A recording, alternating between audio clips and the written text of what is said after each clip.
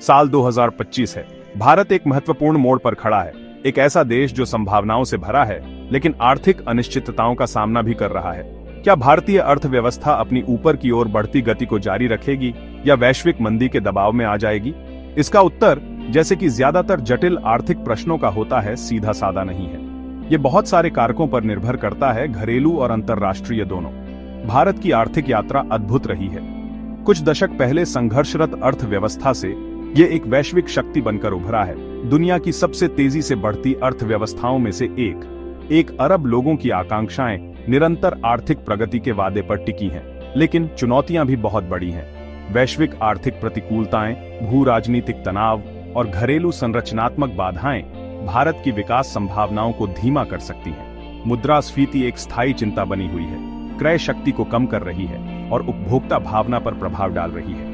विकास होगा या मंदी, यह इस बात पर निर्भर करता है कि भारत इन चुनौतियों को कितनी प्रभावी ढंग से नेविगेट कर पाता है।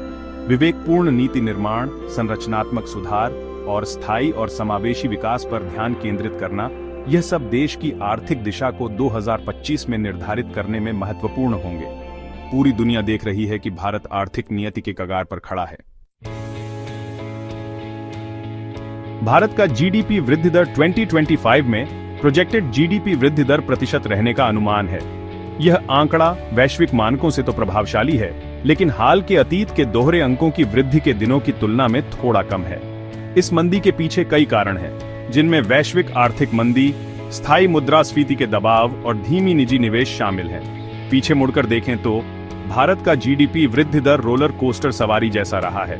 अर्थव्यवस्था ने अर्ली 2000s में मजबूत वृद्धि देखी, उदारीकरण सुधारों और बढ़ते सेवा क्षेत्र की वजह से, लेकिन 2008 to 2009 के वैश्विक वित्तीय संकट ने झटका दिया, जिससे वृद्धि धीमी हो गई। उसके बाद के वर्षों में धीरे धीरे सुधार हुआ, लेकिन वृद्धि क्षमता से कम ही रहा है। सरकार ने वृद्धि पुनर्जीवित करने के लिए कई उपाय किए हैं, जिनमें बुनियादी ढांचा खर्च, कर सुधार और ease of doing business initiatives शामिल हैं। लेकिन इन उपायों का sustained acceleration in economic activity में ट्रांसलेट होना अभी बाकी है। 2025 में जीडीपी वृद्धि का दृष्टिकोण अनिश्चित है। बहुत कुछ वैश्विक आर्थिक वातावरण, सरकारी नीतियों की प्रभावशीलता और निजी निवेश के पुनरुद्धार पर निर्भर करेगा।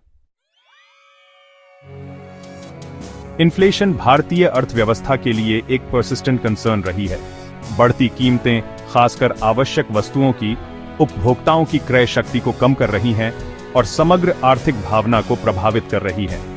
Reserve bank of India monetary policy measures, including interest rate hikes, के थ्रू इन्फ्लेशन से लड़ रहा है। लेकिन आर्थिक वृद्धि को बाधित किए बिना मुद्रास्फीति को नियंत्रित करना एक नाजुक संतुलन साबित हुआ है। रोजगार सृजन भारतीय अर्थव्यवस्था के सामने एक और प्रमुख चुनौती है। सर्विसेज सेक्टर जहां जॉब क्रिएशन का मेजर इंजन रहा है, वहीं मैन्युफैक्चरिंग सेक्टर पर्याप्त रोजगार के अवसर पैदा करने में संघर्ष कर रहा है। एग्रीकल्चरल सेक्टर, जो वर्कफोर्स के एक सिग्निफिकेंट पोर्शन को एम्प्लॉय करता है, लो प्रोडक्टिविटी और डिस्गाइज्ड अनएम्प्लॉयमेंट से जूझ रहा है। गवर्नमेंट ने एम्प्लॉयमेंट प्रमोट करने के लिए कई स्कीम्स और इनिशिएटिव्स अनाउंस किए हैं, खासकर यूथ और वुमेन के लिए। लेकिन शिक्षा और रोजगार के बीच के अंतर को पाटना एक महत्वपूर्ण बाधा बना हुआ है। इन्फ्लेशन और एम्प्लॉयमेंट के बीच का इंटरप्ले 2025 में भारतीय अर्थव्यवस्था की समग्र स्थिति को निर्धारित करने में महत्वपूर्ण होगा। सामाजिक स्थिरता और आर्थिक प्रगति सुनिश्चित करने के लिए मुद्रास्फीति को नियंत्रित करना और साथ ही पर्याप्त रोजगार सृजित करना पैरामाउंट होगा। भारत की अर्थव्यवस्था एक विविध क्षेत्रीय परिदृश्य से बनी है। हर क्षेत्र समग्र वृद्धि में महत्वपूर्ण भूमिका निभाता है। सेवा क्षेत्र, जिसे अक्सर भारतीय अर्थव्यवस्था की रीढ़ कहा जाता है, हाल के दशकों में स्टार परफॉर्मर रहा है। जीडीपी वृद्धि और रोजगार सृजन में महत्वपूर्ण योगदान दे रहा है। सूचना प्रौद्योगिकी उद्योग खासतौर पर एक वैश्विक शक्ति बनकर उभरी है। भारतीय सॉफ्टवेयर इंजीनियरों और आईटी पेशेवरों की विश्वव्यापी उच्च मांग है। फार्मास्यूटिकल उद्योग एक और सफलता की कहानी है, जो सस्ती जेनेरिक दवाएं दुनिया के कई हिस्सों में निर्यात करती है।